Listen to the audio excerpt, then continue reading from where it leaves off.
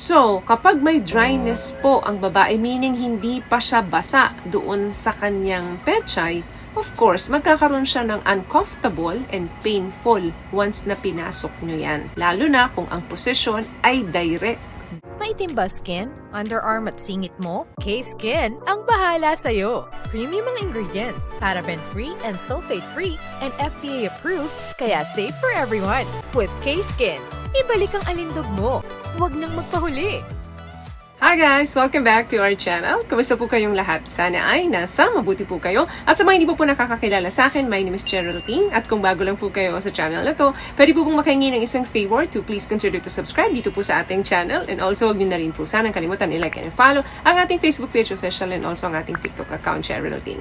Maraming salamat po. And for today's video, as another concern video po, ang sabi niya is, Ma'am, bakit nasasaktan yung babae pag patuwad or dog style? Yung position. Ano kaya ang dahilan?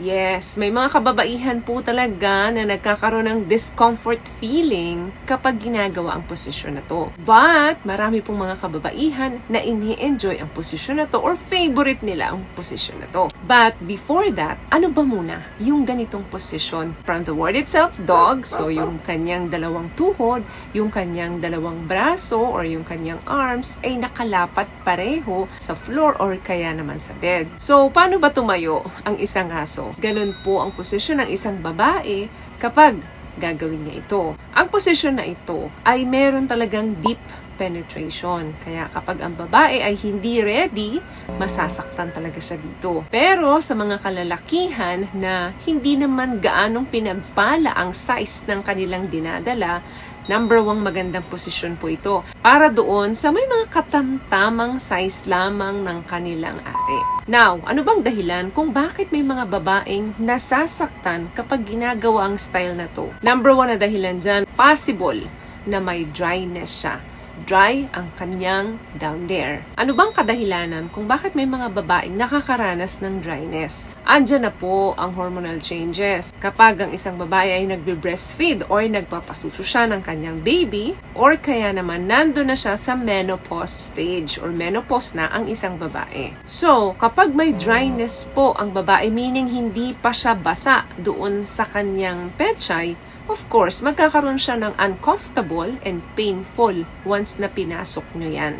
Lalo na kung ang posisyon ay direct doon mismo. Meaning, ang doggy style po ay isang posisyon na merong deep penetration at direct na tumatama doon sa kanyang cervix. So, anong dapat mong gawin para maiwasan ng dryness? Pwede po kayong gumamit ng mga lube. Ang mga lube po ay nabibili lamang sa mga drugstore, ano?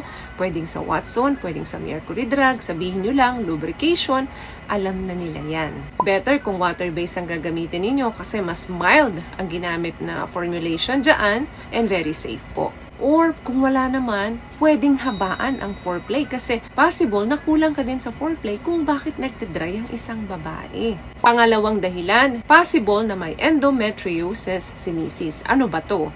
May mga tissues po sa lining ng uterus ng isang babae. Now, yung mga tissues na yan, dapat nasa loob yan. Pero kapag ang isang babae ay may endometriosis, yung tissues na dapat nasa loob ng uterus, nasa labas po tumutubo. Yan po ay isang klase ng disease pero wag mag-alala kasi yan po ay nagagamot. So, paano ba yan magagamot? Sa pamamagitan lang po ng surgery. Kinakailangan na maoperahan ka. There is no cure po. Pero, yung mga symptoms pwedeng matreated at yung ibang cases naman po pwedeng maoperahan o ma-surgery. Kaya very important po sa ating mga kababaihan na nagpapatingin talaga tayo sa ating mga OBGYN every year para updated tayo kung ano na ba yung nangyayari sa katawan natin. What I love about this product, itong No More Dark Secret ng K-Skin, bukod sa may advanced whitening na siya na kung saan pwede niyang matulungan na pumuti yung mga singit-singit mo, moisturizing, meron siyang anti-irritation, antibacterial, maintain healthy pH level. Hindi lang pambabae, meron din po tayong pang-lalaki. Another na dahilan kung bakit painful kapag ganito ang style ninyo ni Mrs. Possible din na meron siyang pelvic floor issues. Kapag yung mga muscles natin, ligaments natin, dyan sa pelvic floor area ay may problema, normal po na makakaramdam tayo ng painful or discomfort feeling during pakikipag kay mister. Especially kapag ang posisyon nyo ay doggy position. Another thing, possible din naman na meron siyang mga infections down there. Infections, injuries, or even muscle spasms. Kapag meron doon sa vagina, makakaramdam ka talaga ng painful during And last one, possible na hindi pa siya handa. Baka ayaw niya naman talaga ng ganitong posisyon. Hindi lang siya makatanggi sa'yo dahil nga gusto mo. Kung hindi siya handa at ayaw niyang gawin ito, pwede naman kayo mag-enjoy sa ibang posisyon kung hindi komportable ang babae dito. Importante po kasi na kapag ginagawa niyo ito, kapag kayo ay naglalabing-labing with your partner, very important na gusto ng partner ninyo yung nangyayari doon sa kama. Kasi kapag pareho kayong masaya habang ginagawa nyo ito, of course, successful kayong matatapos. Kaya very important, paulit-ulit ko pong sinasabi na dapat open ang communication. Hindi lamang tungkol sa bahay, mga babayarin, but of course, kung paano din kayo maglabing-labing, dapat mas lalong open kayo dyan.